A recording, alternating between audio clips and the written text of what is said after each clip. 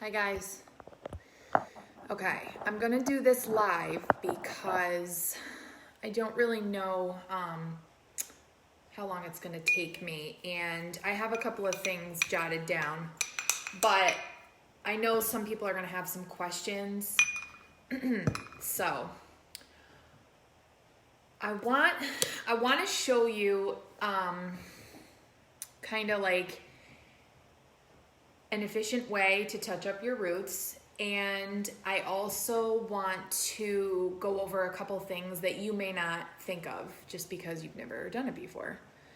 So some of you have color that you've ordered from a website to touch up your roots while you're home, and there's a couple things I'm going to say about that. So I have not made, there we go, I want to get the comments on. Whoops. I have not made any take-home kits for my clients. And the reason for that is because my work is extremely custom. So I don't even mean like, oh, one person has such and such formula and I'm just worried they're not going to be able to recreate it at home. What I mean by custom is that every time you guys come and see me, I basically tweak your formula. So if you are out in the sun, or you are home, or you travel winter, summer, like appointment to appointment, almost, I will tweak your formula to make it what your hair needs. So it's not just the same thing on your hair every single time. And there's a lot of different dimensions to the front of your hair, the back of your hair, and how they take color differently. A lot of people have finer hair around their face or more gray, thicker, curlier hair in the back or less gray. So I have different formulas front to back. There's also different formulas from root to ends. So even though you are one cohesive color, it's different products actually. So you know, there's a lot of customizing that goes into it, and I don't believe that you should be under the false pretense that you can take something from a bag, mix it together, put it on your head, and have the expectation that it's going to look the same way as when I do it. And the other thing is I just don't have a lot of inventory on hand anymore. When I used to work full time and I saw everybody all the time, I had tons and tons of color and inventory, and I could probably makeshift some kits, but I just don't think it's a good idea. So I know some of you are really desperate, and you're on Zoom calls or your teachers, and you know, people are seeing you and your roots are really getting out of control and you look really gray. And I know that you're ordering some kits online or whatever to cover it. I don't recommend trying to color your hair at home. My bottom line is I suggest that you wait for your stylist. And remember that everyone is in the same boat. Everyone who's a blonde has brown roots right now. Everybody who has gray hair has gray roots right now. So you are not alone, and you will not be judged by the way your hair looks right now because it's impossible for you to get it done. So that's why I haven't made kits. However, I know some of you are going to go out on your own limb anyway, and you're going to use like eSalon or Madison Reed or whatever. Fine, I get it. So I just want to point out a couple of things to think about before you start doing it, or how to do it, and just to make sure that your experience is, you know, okay. Bleaching though, highlights, bleach, any of that kind of stuff, nope, we're not allowing that. There is a huge difference between mixing up color and putting it on your roots, you know, ammonia free, whatever, that just swells and covers your gray. It's a totally different world getting involved in bleach. You can seriously damage your hair. It can turn out all weird colors. Yeah, don't do it. So if you are a super blonde or bleached or highlighted or anything, just allow yourself to have this break and give your hair a break, because I don't recommend anybody ever touch bleach at home. No, it's going to end badly. Okay, with that being said, so let's just say you have your color, right? And it came in the mail and you want to do your roots. These are the things I would recommend. First of all, you want to do it on your hair clean and dry. Sorry, I'm trying to like have my phone on the charger and it keeps kind of tipping over. You want your hair to be clean and dry to do this. Why would I say that? Because if your hair is greasy, first of all, it's a barrier between the product in your hair. So it's not going to penetrate as well, especially if it's a gentle color. Gentle color doesn't eat through everything. Or if you've been using like one of those root sprays and it's got like a resin base to it and it's all over the gray part of your hair, the color may not eat through that, especially if it's ammonia free. So you want to wash that all out.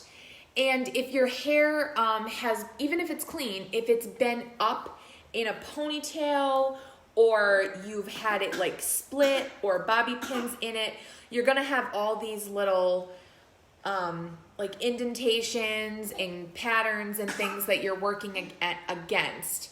Because you're doing this on yourself, you want it to be as clean and visible as possible. So the best way to do it would be to wash your hair and then either just air dry it down, like I guess if you have curly hair.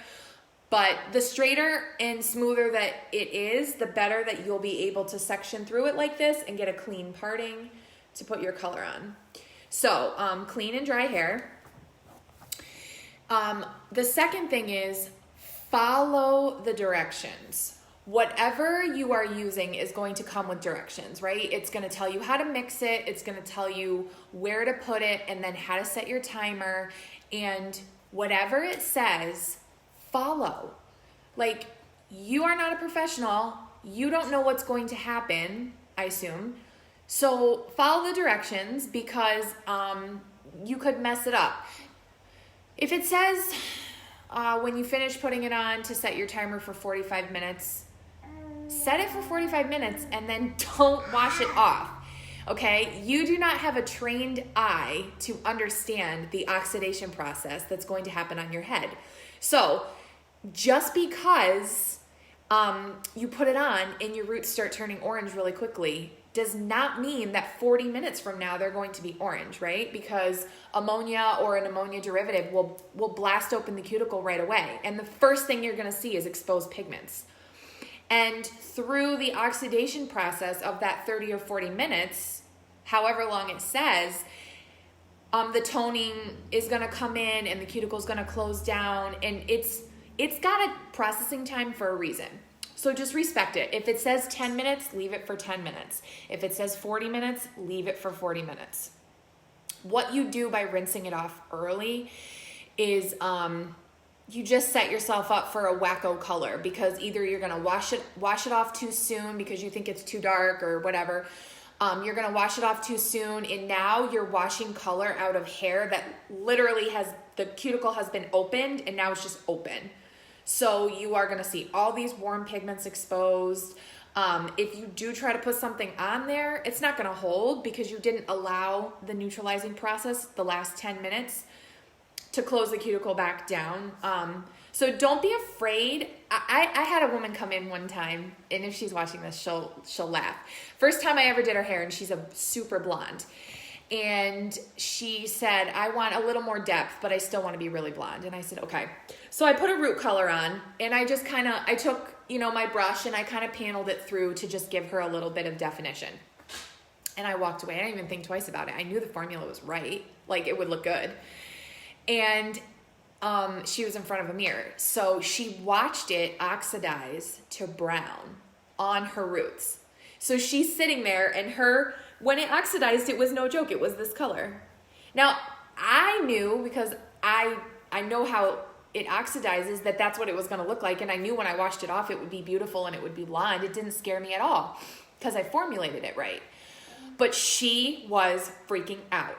And she was like, is my hair going to be brown? Because this is brown. And I said, oh, yes. No, it's not going to be brown. It's blonde. But the oxidation process is very confusing. And she didn't believe me. She was full on in her head convinced that when I brought her over to the sink, she was going to have brown roots. And I washed it off and blow dried it. And she was like, It's blonde. And I said, yeah, of course it's blonde. So the oxidation process for hair color is especially confusing, and ammonia-free color oxidizes even darker. So when you use ammonia-free color, and I know like that Madison Reed brand, a lot of it's ammonia-free, that means when you put it on your head and it's processing, it's going to look a lot darker than when you... Hi, bud. Than when you wash it off. So follow the instructions and leave it on for as long as it says to leave it on. Because if you wash it off too soon because you're scared, you're gonna mess it up. It can't do what it's supposed to. And it's gonna wash away faster. Okay, so, and the other thing is, understand that if you order a kit and you are putting on your base color or whatever, just to touch yourself up, this is not a replacement for going to your hairdresser by any means. There is, 6 or 7 questions that you answer about your hair. And to be honest, when I consult with somebody, not only do I ask them about 15 questions, regarding everything from lifestyle to budget to everything, but I'm answering about 75 questions in my head when I'm looking at their hair. So ordering color online, or just because this color works and matches your hair, it is no substitute for going to a professional who can customize your hair, add dimension, do what you need. Your hair changes very frequently. So this is temporary. This is just something to hold you over, but it's not a forever plan. So, okay. Now that I said all that, now you have it in front of you. Read through your instructions and make sure that you have everything in front of you before you start. Okay, so your hair is clean and dry. You've got everything set up. When you mix those two things together, whatever they give you, if it's some sort of color and some sort of developer, once those products touch each other, a chemical reaction starts, okay? Tick tock, it starts and it finishes. Color finishes processing. So if you were like mix your color and then realize, oh, I have to do this, or somebody distracts you, it is processing in your bowl, okay? Why do you think your hairdresser only mixes up a certain amount of color and then puts it on and then goes back and mixes up more color? We usually know how much color we're gonna need, but if it takes 40 minutes or an hour to put on, then the stuff that's in the bowl is processing. So it's losing its efficacy. So we go mix up more because it's fresh. So you want to be very organized and planned before you put it on, so that your color is not processing when it's not on your head, because it's not gonna be as effective. So make sure you have your bowl, make sure you have your brush, whatever it calls for, probably gloves. Make sure you're wearing something that you don't care about, or wrap a towel around your neck. And then what you're gonna do is you're gonna section your hair. So basically the easiest way to section your hair is just in 4 quadrants. So get some sort of clips or like scrunchies or whatever, and just section your hair down the middle and then down the back, right? So you're just splitting it into 2. And then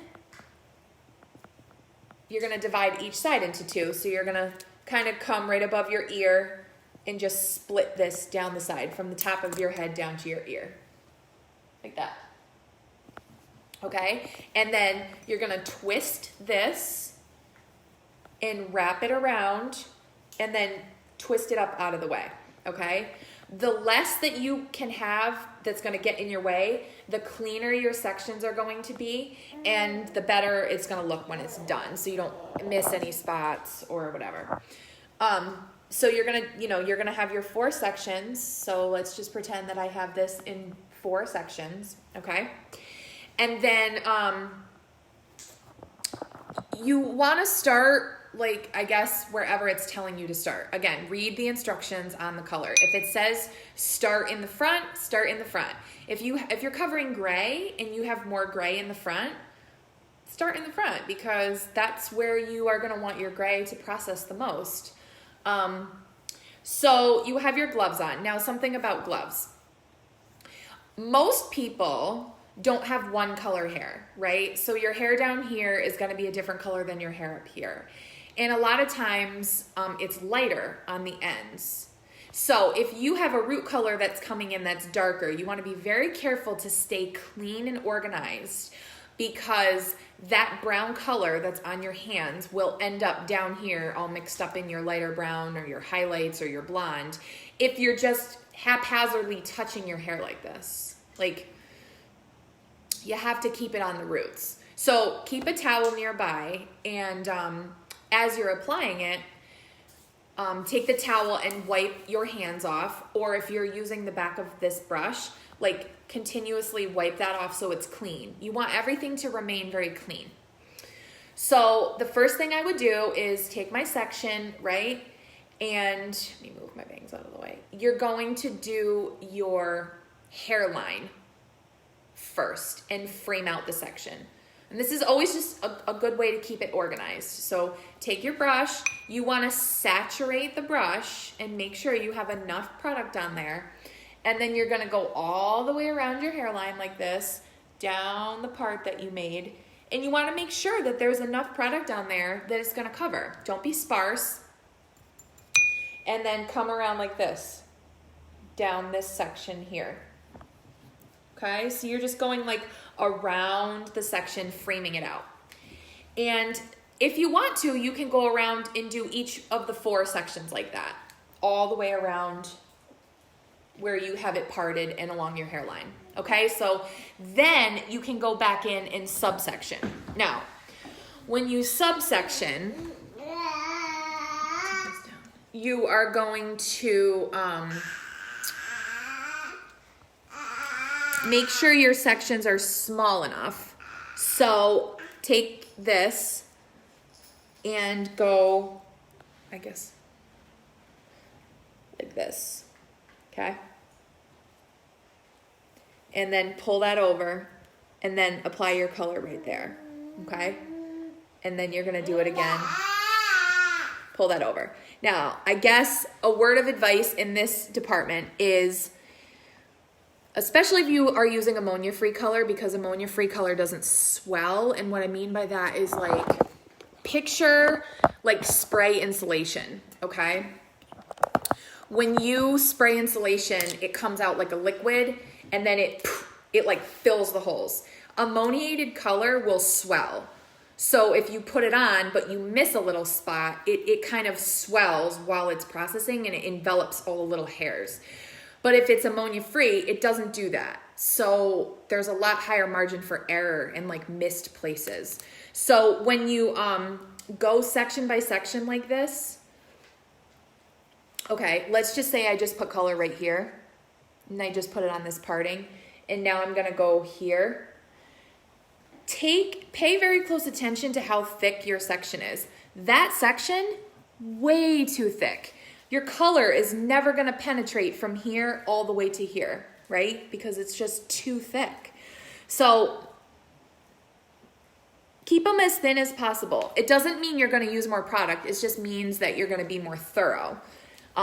You pretty much need to be able to see through your sections, right? See through it.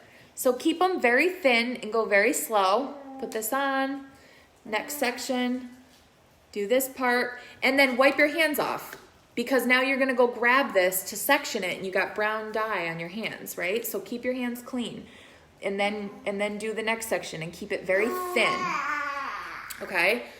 And then whatever the timer says, whatever your instructions say, usually you will set, when you finish applying the color. So it's going to take you a lot longer to apply your color than it would take me. I mean, I could put your base color on in 15 minutes. It's probably going to take you 45. So keep that in mind, and set your timer. Well, see, I don't know your color, because I guess it could overprocess and then you end up with the wrong color. So this is why you really don't want to do it at home. But just follow the instructions. So just do what it says. And I guess the other thing would be